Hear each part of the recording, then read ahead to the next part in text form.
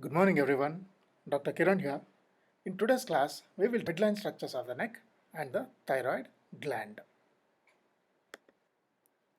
In this class, we will study the structure of the anterior midline of the neck. Before going to the detail of it, we will see what is this neck. So, neck is a cylindrical region which connects the head to the trunk.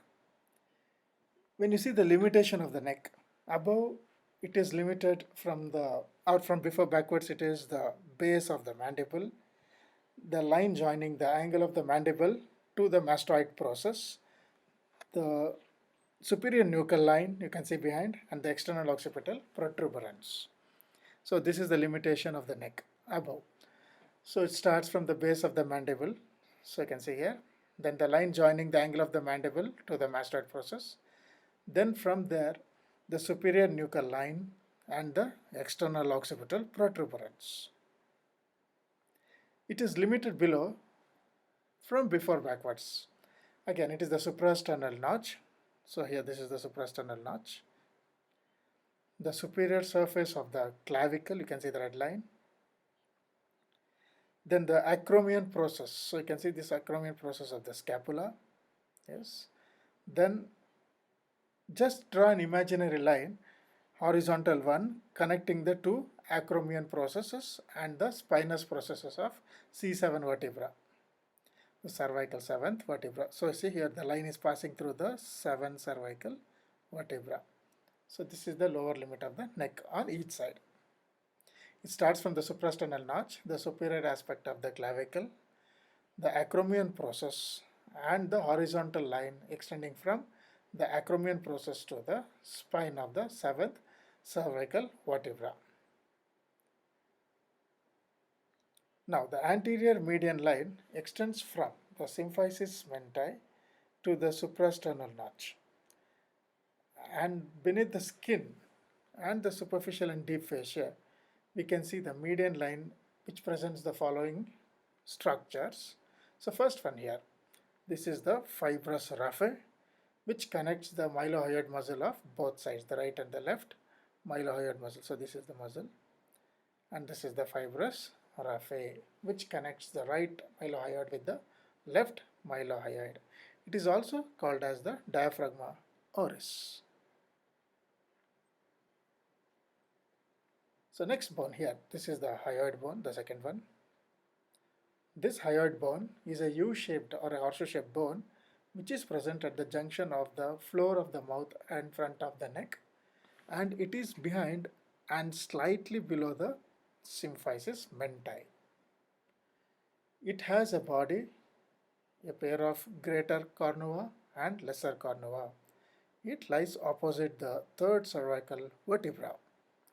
It develops from the fusion of the ventral ends of the second and the third branchial arches. So the hyoid bone is suspended from the base of the skull by the stylohyoid ligament basically, and it provides attachment to numerous muscles which are the suprahyoid muscles and the infrahyoid muscles. This bone moves up and down along with deglutition or swallowing. Next structure here. So third one, this is the thyrohyoid membrane. Basically you can see it above the thyrohyoid muscle. It connects the thyroid cartilage and the hyoid bone. So this is the thyrohyoid membrane. It extends from the upper border of the thyroid cartilage, what you can see here, to the upper border of the body and the greater horn or the greater cornua of the hyoid bone. So a bursa which is called the subhyoid bursa, which separates the hyoid bone from the membrane, so that you can see. On each side, the thyrohyoid membrane, it is overlapped by the infrahyoid muscles. And here, this membrane is pierced by internal laryngeal nerve and the superior laryngeal vessels, the artery and the vein. So the thyroid membrane is pierced by the internal laryngeal nerve and superior laryngeal vessels. In this diagram, you can see this is the thyrohyoid membrane overlapped by the infrahyoid muscles.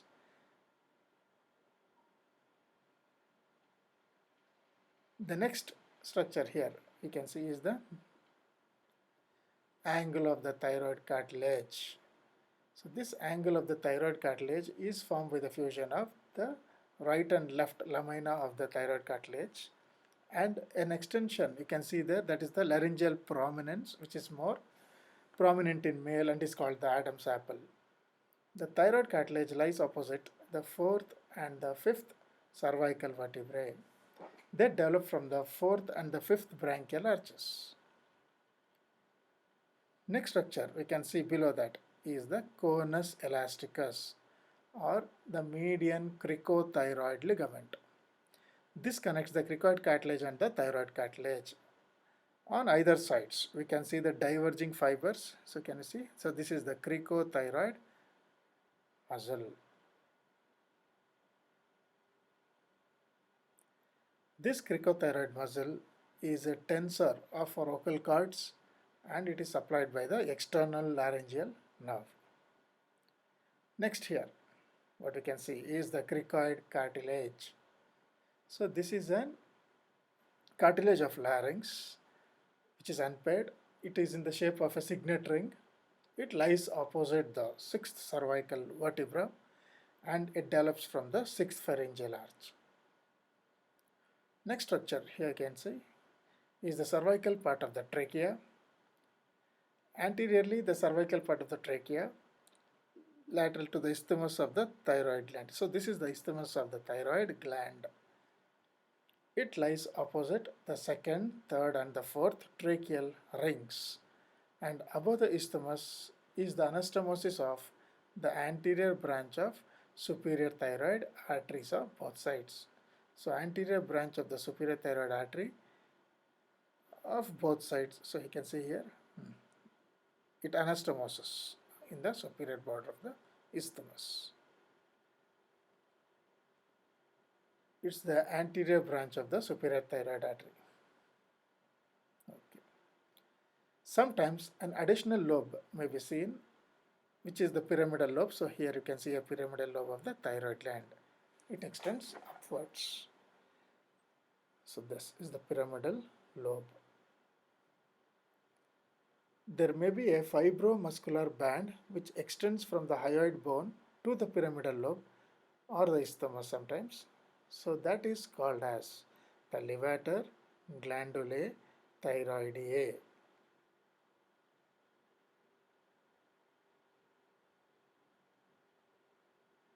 Next, below the isthmus of the thyroid gland, we can see the inferior thyroid vein. So superiorly there was the superior thyroid artery, but inferiorly there is the inferior thyroid vein. And sometimes we may get an extra artery which is called the arteria thyroidea ema.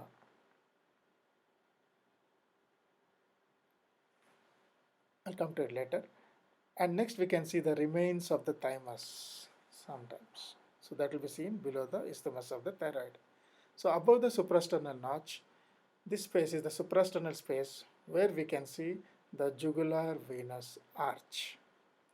It connects the anterior jugular vein of the right and the left side. So here you can see this is the anterior jugular vein on two sides. So connecting that in the jugular fossa is the jugular venous arch, or it is also called as the suprasternal fossa or the sternal fossa. So here this is the diagram to show the structures present in the anterior midline of the neck. So here first one is the fibrous raphe of the mylohyoid muscle. Next is the hyoid bone, you can see in green. Then there is the thyrohyoid, the ligament overlapping the muscle, the thyroid cartilage. Then there is the conus elasticus or the median cricothyroid ligament. You can see the diverging fibers of the cricothyroid muscle. Below that, this one. So this is the cricoid cartilage in blue. Next we can see cervical part of the trachea, and in front of it is the isthmus of the thyroid gland, and this is the pyramidal lobe sometimes. And then we can see this fibromuscular band. So it's called the levator glandulae thyroideae. Below the isthmus here there is the inferior thyroid vein, and above the suprasternal notch here we can see the jugular venous arch, which connects the right and the left anterior jugular veins. So these are the structures which are present in the median plane. So next we will study the thyroid gland. So the thyroid gland is a highly vascular gland which is situated in the front and the sides of the trachea. So the vertebral level, if you take, it lies opposite C5, C6, C7 and T1 vertebrae. When we see the special features of the thyroid gland is unique among the other endocrine glands. It manufactures the hormones, stores them, and also releases them for use as required. It is the only endocrine gland that depends on the external environment for the raw material for its hormones. It possesses one of the richest blood supply, being comparable also to the suprarenal gland and the kidney. Next we see the coverings of the thyroid gland. The thyroid has two capsules or coverings. So first one, the inner true capsule, which is formed by the condensation of the fibrostroma of the gland. Then there is the outer covering or the false capsule. So this is formed by the pretracheal fascia. The pretracheal fascia, after it encloses the thyroid gland, when traced above, it is attached to the hyoid bone in the midline and also the oblique line of the thyroid cartilage. And when traced below, it enters the thorax and it blends with the fibrous pericardium, the apex of the fibrous pericardium. When we see the false capsule, it is thickened to form the ligament of Berry. This connects the medial surface of the thyroid gland to the cricoid cartilage, so this pink one. So that is why the thyroid gland moves up and down along with what you call the thyroid cartilage. The false capsule seen along the posterior border here. Sometimes the thyroid tumor extends backwards, compressing the adjacent structures with the abscess or swelling in the front. The space between the true and the false capsule are occupied by the following structures. So usually there will be the parathyroid gland in the posterior border of the lateral lobe. Then there is the trunks of the blood vessels.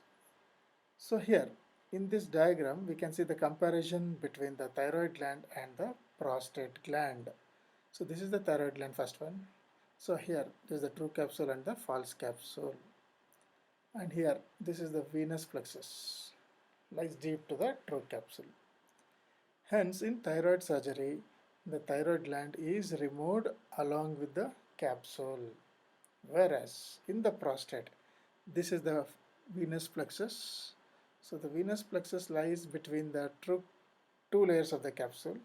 So in any of the surgeries of the prostate gland, the capsule is left behind and only the gland is excised out. Now let's talk about the general features.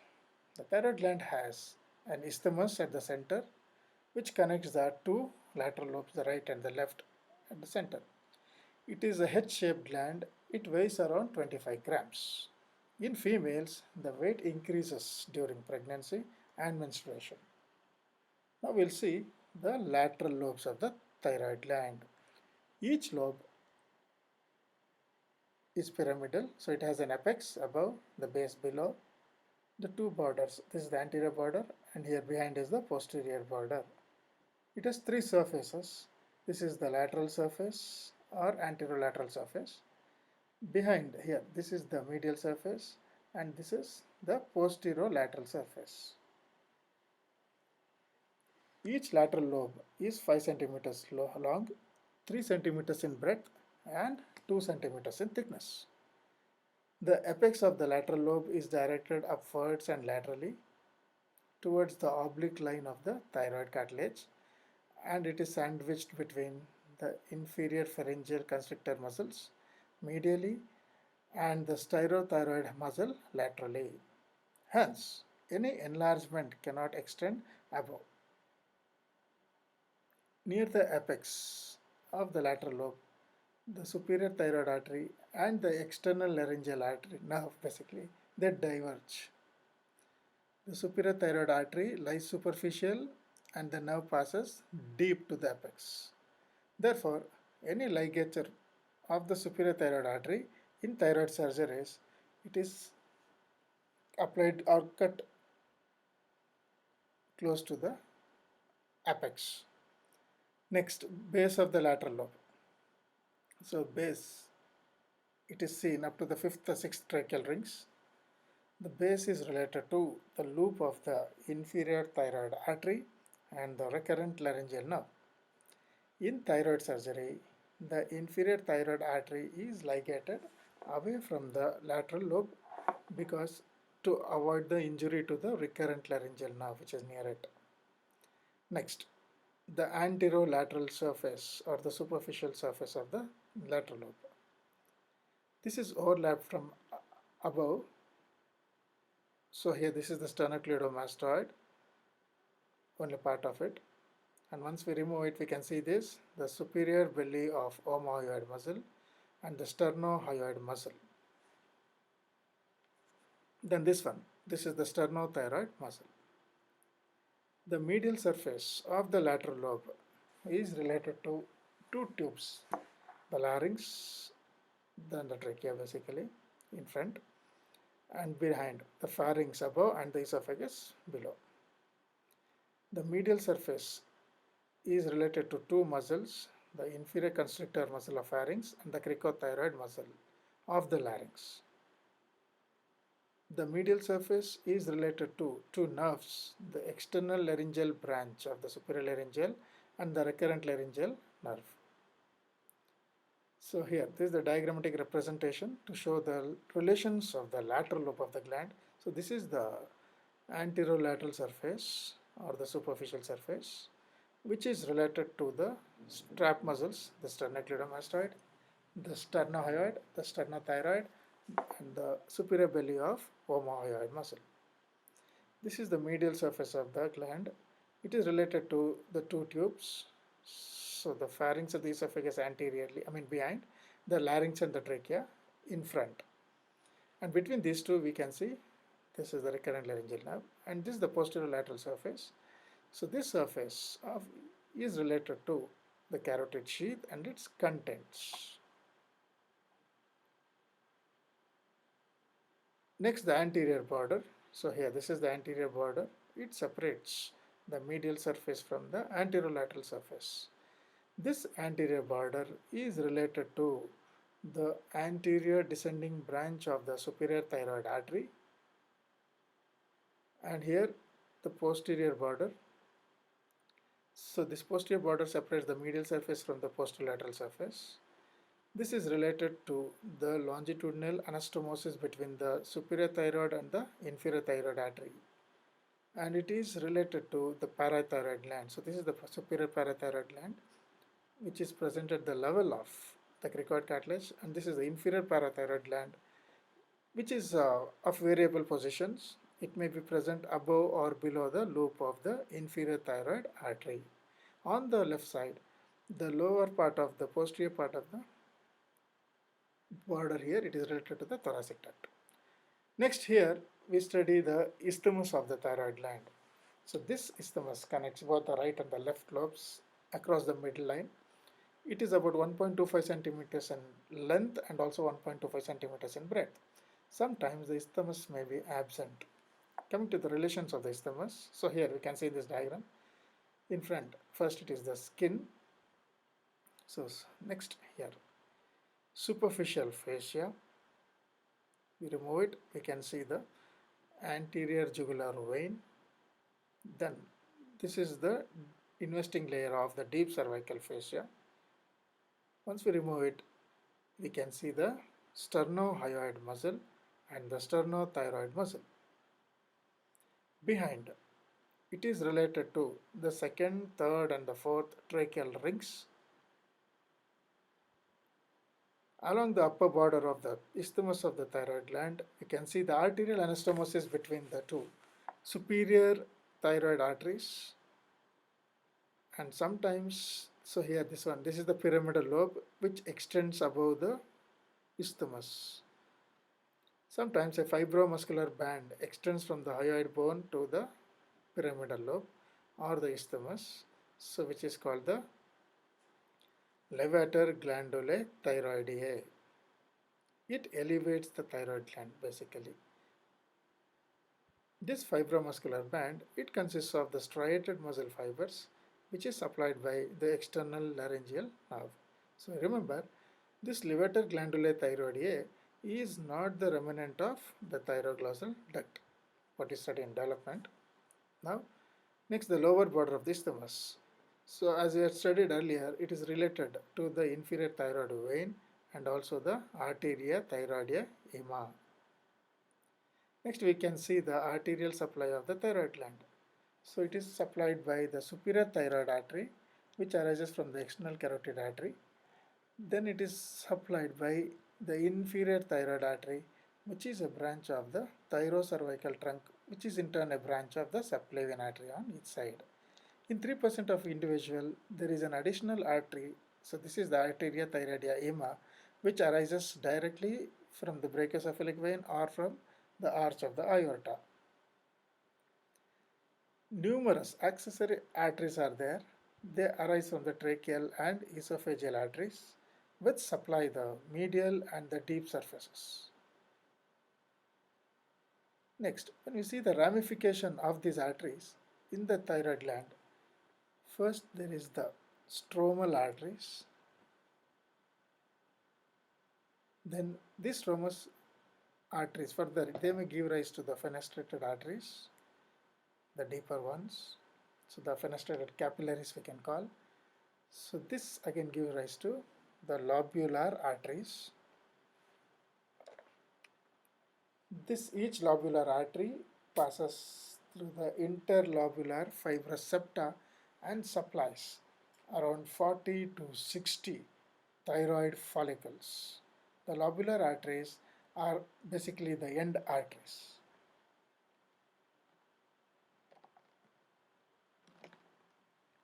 This arterial pattern, it plays an important role in nodular goiter. Coming to the venous drainage of the thyroid gland, the veins, they do not accompany the arteries. The venous drainage starts from the venous plexus, lying deep to the true capsule. This is drained by three separate veins here. So superior thyroid vein, which drains into the internal jugular vein. The middle thyroid vein, which drains into the internal jugular vein again. And 3 or 4 inferior thyroid veins are seen here. They arise from the lower border of the isthmus. They drain into the left brachiocephalic vein. Sometimes there is a fourth vein which is called the vein of Kocher, which is present sometimes and drains in again into the internal jugular vein. So this vein is quite important because in thyroid surgery, if it is present, it should be ligated to. Coming to the lymphatic drainage. The upper part of the gland is drained into the prelaryngeal group of lymph nodes, and from there it extends to the upper deep cervical group of lymph nodes. The lower part of the gland, it drains into the pretracheal lymph nodes and also into the paratracheal group of lymph nodes. From there they finally go into the lower deep cervical group of lymph nodes. Coming to the microscopic structure or histology, basically it has been done or will be done, but let's brush along this. So thyroid gland is covered by the capsule which is formed by the connective tissue, and this connective tissue divides the thyroid gland into numerous lobules. Each lobule has 40 to 60 thyroid follicles. So this is one individual thyroid follicle present within the lobule. This follicle is lined by the follicular cells. These follicular cells may vary from cuboidal to columnar depending upon the activity of the thyroid follicle. If the thyroid follicle is in the first phase, basically the lining epithelium will be cuboidal, and the colloid which is present in the center, so this is the colloid, it will be more. Whereas when the follicle is in active phase, the lining epithelium like this, it will be columnar, and there is a colloid which is lesser when compared to that of the resting phase. Apart from the follicular cells, we have the parafollicular cells. Parafollicular cells is present between the follicles. These cells are also known as the C cells. They secrete thyrocalcitonin, and the function of the thyrocalcitonin is, yes, it enhances the deposition of calcium in the bone and in other tissues. So thus it reduces the blood calcium level. This action is opposite to the action of the parathormone, which is secreted by the parathyroid gland. Apart from the thyroid follicle and the parafollicular cells, in between these are the connective tissue stroma, which has the blood vessels and the lymphatics passing through. Next, coming to the development of the thyroid gland, very important. The thyroid gland develops as a median endodermal diverticulum which grows caudally, which is known as the thyroglossal duct. It develops behind the tuberculum impar of the tongue. The diverticulum passes through the developing substance of the tongue in front of the body of the hyoid bone. Upon reaching the upper part of the trachea, the thyroglossal duct forms a bilobed structure which further develops into the thyroid gland, and after that the thyroglossal duct it disintegrates or disappears basically, and cranially the duct represents the foramen caecum of the tongue, and caudally sometimes it forms the pyramidal lobe. The persistence of the thyroglossal duct forms the thyroglossal cyst basically, or the thyroglossal fistula. Sometimes the thyroid gland fails to grow caudally. It forms the lingual thyroid in such cases. Next, we'll talk about the clinical aspects of the clinical anatomy of the thyroid gland. Any enlargement of the thyroid gland is called as goiter. So this may be associated with hyperfunction or the hyperfunction of the thyroid gland. Any swelling of the thyroid gland should be palpated from behind.